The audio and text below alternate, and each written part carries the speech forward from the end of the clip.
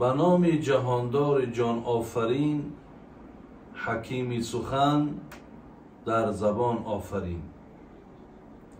سپاس و حمد به حد مر خدا را که صنعش در وجود آورد ما را. هر دم از ما صد درود و صد سلام بر رسول و آل و اصحابش تمام. السلام علیکم و رحمت الله و برکاته. از الله بسیار مهربان دعاگو هستم که خداوند خاتمه کار همه ما و شما را بخیر کند.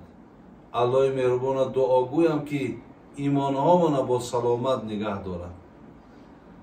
الله مهربان دعاگو هستم که خداوند این نعمت امن و آرامش و آسودگی که مردم بسیار شرفمند و مردم بسیار با عزت و مردم صاحب بسیار یک تمدن بزرگ مردم تاجیک فرا گرفته است، خدای مهربان این نعمت را برقرار و بردوام نگه بدار. برادران و پدران و خواهران و مادران خیلی گرامی،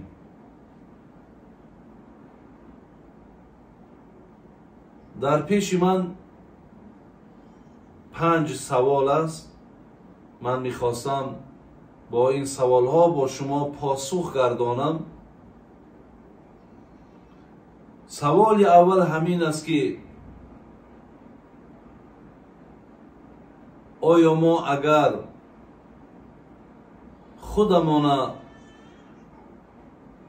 تاجیک گوییم، تاجیک، یعنی معنای سوال همین است، من برای ساده کردن شما که یعنی مقصد که آیا در دین اسلام ما اگر بگیم ما تاجیکیم، ما ملت تاجیکیم، یا اینکه ما اگر با همین تاجیک بودنمان یعنی در بین دیگر ملت های دیگر اگر خدامان مقصد وصف کنیم، تعریف کنیم، آیا گناهگار میشیم یا نمیشیم؟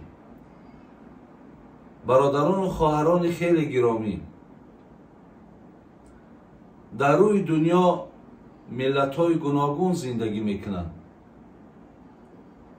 ولی هر کدام همو با خودش زبان دارد. ببینید با خودشان مسئله از جهت رنگ و از جهت قد و قامت و از جهت تاریخ اونها و هر کدام اونها با خود این چیزها را دارا هستند. ولی وقتی که من اگر از تاجیک بودن خودم یا از ملت تاجیک بودن وقتی که اگر حرف میزنم، وقتی که مقصد تعریف میکنم، این یگان جای گناهگاری ندارد، به خاطر آنه که آن چیزی را که من بیان میکنم، آن چیزی را که من در راست ملت خودم، بین مردم تاجیک خودم وقتی که میگم دروغ نمیگم. من وصفی که از تاجیک میکنم مقصد دروغ نمیگم. برای چی جای گناه هست؟ مردم تاجیک ما مردم بسیار خوش معامله هست. مردم تاجیک ما بسیار مردم با رحم هست. مردم تاجیک ما در صورت، در زیباگی، البته به البته اگر گویم در روی عالم یگانه هست، البته به البته خطا نمیکنیم. مردم ما در زیباگی هم زیبا هست. تاجیک ما که الله مهربان میگه یکی از قدرت‌های من همین است که برای هر یک ملت زبان دادم. یکی از زبان‌های خیلی شیرین، فارم، گوارا زبان تاجیکی است. مردم ما مردم شکرگزار ای. ببینین شکرگزار مردم ای. دارا و نادارش، ببینین بیمار و تنصیحتش، مسافر و مقیمش، همش با کدام حالتی که هستن الله را تشکر میکنن. یک بگیم که معرفت این مردم تاجیک، مدنیت مردم تاجیک که ما مردم ناشکر نیستیم، ما مردم شکرگزاریم. مردم تاجیک ما مردم با صبر. یکی از نعمت‌های بزرگ قناعت های مردم تاجیک ما قناعت داره. ببینید مردم کمبغل ما قناعت داره، بایهای ما پولدارای ما سخی هستند. مردم ما بازم این بسیار مردم با شجاعتند، مردم با غیرتند. مردم تاجیک ما مردم با ناموسند، تاجیک ما مردم با ننگند. مردم ما تاجیک ما بسیار مهمان نوازه. در مهمان نوازی مردم تاجیک ما بیگانه و خودی و بین هر کسی که نباشد همه دست برداشتگیرند. هیچ کدام اینها برادرای عزیز بین در نوارها تماشا کنین، در روی عالم رفته از مهمانداری تاجیک ما البته به البته حرف میزنن، تعریف مان میکنن. خداوند سپاسگزاری میکنیم که آن چیزایی را که من بیان کردم همه همین صفت و همه همین خصلت در ما مردم تاجیک هست. مردمی هستیم برادرها که بسیار تمدن بزرگ داریم. مردمی هستیم که ما باید در تمام جا برادرای تاجیک در همه جا باید شما گردن تان بلند باشد. شما میبینید که پیامبر گرامی حتی دو جمله که از زبان غیر خودش صحبت کردگی از زبان تاجیکی است. یکی جناب امام ابو هریره را که وقتی شکمش درد میکرد که پیامبر من حضرت سلمان پرسیده بود که شما شکم درد چی میگین؟ گفت اشکم درد. ابو هریره را گفت که اشکم درد. طرف امام حسن و امام حسین وقتی که میخواستن خرمای را تناول کنند پیامبر کیخ که در مردم ما این بود، اینها را از زبان سلمان آموخته بود، با زبان تاجیکی حتی پیامبر هوس آمد صحبت کردند. با یگان زبان دنیا دیگر پیامبر ما مقصد اگر چندی در گردی او از همه ملت دنیا جمع شده بود، ولی با زبان تاجیکی این دو جمله را گفتگی است. وقتی جناب سلمان در پهلوش بود پیامبر ما گفت لو کان العلم، در بعضی روایت لو کان الایمان بالثریا لتناوله رجل او رجال من ابناء الفارس. برادران چی جایی این میدونی که چقدر ما باید افتخار داشته باشیم، چقدر مقصد الحمدلله خدا را سپاسگزاری کنیم که چی ملت بزرگی هستیم که پیامبر گرامی میگد علم اگر بین در ثریا باشد، در بلندترین مکان اگر جای داشته باشد، او علم به پایان، او ایمان به پایان، انمی فرزند مردم تاجیک به پایان میارد، انمی تاجیک و فارس به پایان میارد. افتخار داریم ما امام ابو حنیفه داریم. شما ببینین امروز ممکن که یک 60-70% مسلمان روی دنیا پیرو جناب امام ابو حنیفه هستند. مذهب ما که تمامی دانشمندای افغانستان تحقیق کردند و گفتند که جای تولد امام ابو حنیفه ولایت پروان هست. بین دهه سیاران در شهرک چاریکاران جناب امام ابو حنیفه به دنیا آمده است. بین نامش نعمان ابن ثابت ابن مرزبان. مرزبان گفته پاسبان میگن، سرحدبان مرزبان میگن. باباش حتی نام تاجیکی داشت. آیا همین جای افتخار نیست که یک مذهبی را که تمام دنیا با او پیروی میکنند، اگر در روی دنیا 2 میلیارد مسلمان باشد 60% همین حساب کنید که پیروی مذهب امام ابو حنیفه. ابو حنیفه تاجیک بود. 6 کتاب مشهور ما را ببینید. امام بخاری از کجای؟ معروف ترین مشهورترین کتاب بعد قرآن کتاب امام بخاری است. محمد ابن اسماعیل بخاری از بخارا، از سمرقند. شما میدانید که مردم سمرقند همه مردم بخارا مردم تاجیکند. اینا همه در حدود هم دولت‌های تاجیکا زندگی میکردند. با مرور زمان اینا تقسیم شدند. جناب امام مسلم ابن حجاج این عینه شاپور، جناب امام ترمیزی نه ترمیز، ابو داودش از سیجستان بین سیند بین هرات. هر کدام اینها برادرای عزیز همه تاجیکن. ببینید چقدر تمدن بزرگ داریم، چقدر تاریخ بزرگ داریم.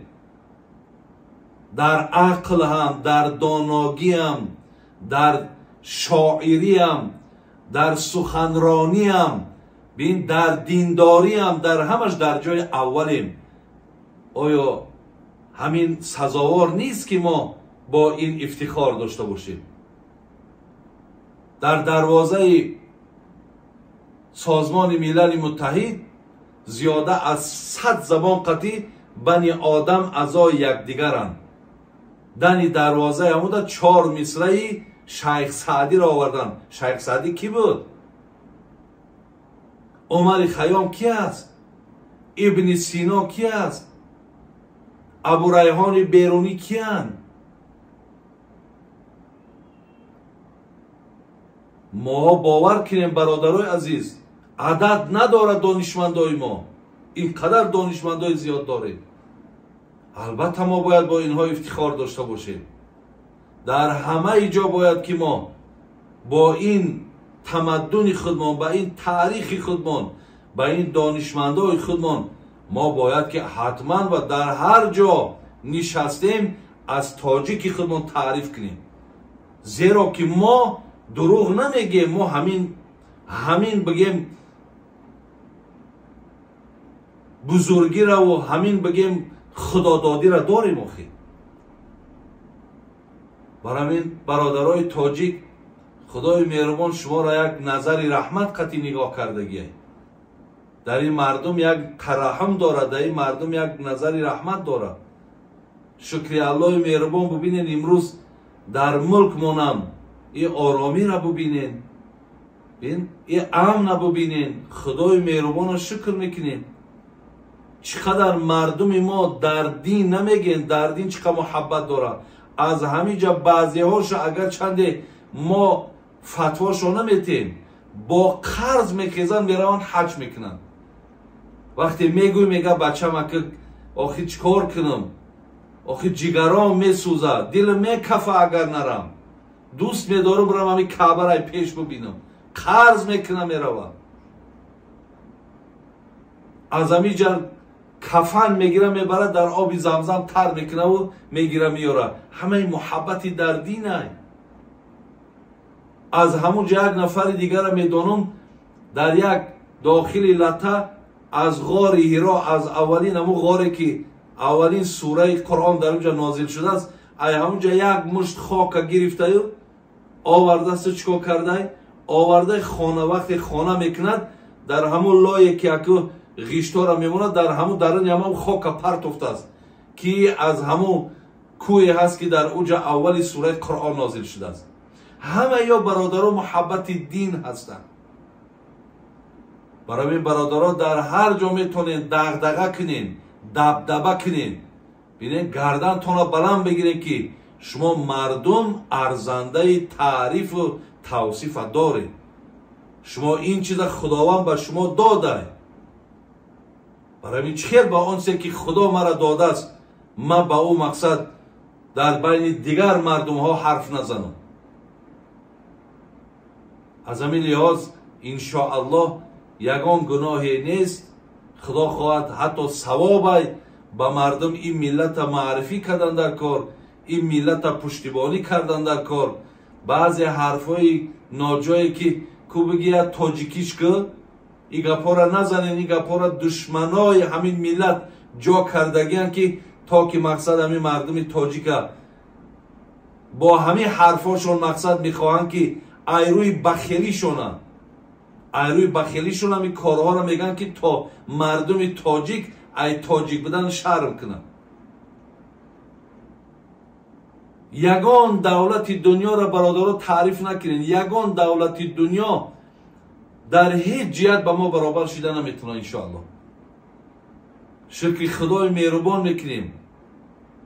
نه یگان ملک وصف میکنم، نه مردم یگان ملک وصف میکنم. تا وقتی هستم ملک خدمت وصف میکنم، مردم خدمت وصف میکنم و در حق همین مردم خودم دعا میکنم. و امروز هم اشاره به تمامی نفری که برادرای عزیز خواه شما مقصد عبادت دارین، خواه عبادت ندارین، خواه پیرانسالین، خواه جوانین، هر کی باشین نباشین، علال خصوص نفرهایی که شما وقتی نماز میخوانین اولین دعایی که باید شما دستونه برداشتین باید در حق سرزمین دعا کنین، در حق ملک من دعا کنین که خدای مهربان، الله مهربان، چگونه که امروز ما یک مردم بسیار با فرهنگیم، با معرفتیم، با مدنیتیم. خدای مهربان همین نعمتات در ما بردوام نگه بدار. خدایا ای زهر چشم تمام بدبین ها مردم ما را، ملت ما را، سرزمین ما را نگه بدار. خدای مهربان همین نعمت امن و آرامی که حاضر داریم همین را خدایا از ما نگیر. این دعا باید در اول وقتی دست برداشتی اول دعات همین باشد. بعد از آن در حق پدر دعا میکنی، مادر دعا میکنی، فرزندات دعا میکنی، کردم دیگی. زیرا که همه برادرای عزیز، همه این نعمتایی که امروز من قرآن میخونم، من ثبت ویدیویی میکنم، ببینین مسجد میرم، مهمان قبول میکنم، شب دراز نماز تهجد میخونم، همه این نعمتی انمی امن و آرامی که امروز هست ما با این چیزا مقصد موفق شدیم، ما با این چیزا رسیدیم. برای این در حق آبادی و در حق امن و آرامی هر یک دعا کننده اول دعاش از همین باید باشد. و در حق جمیع آن کسانی که امروز ملک ما را آباد کردیستند، ببینید در غم ملت هستند، در غم مثال بگیم همبستگی هستند، فکر دولت را میکنند، فکر آبادی را میکنند. در حق اینها ما اول باید دعا کن باشیم. خدای مهربان همه نگهبان باشه و انشاءالله فکر میکنم که جوابی را که من برای شما دادم خدا خواهد شما انشاءالله از این جواب من قناعتمند خواهید شد. خداوند بازم همه شما را نگهبان باشد. سلام علیکم رحمت الله و برکاته.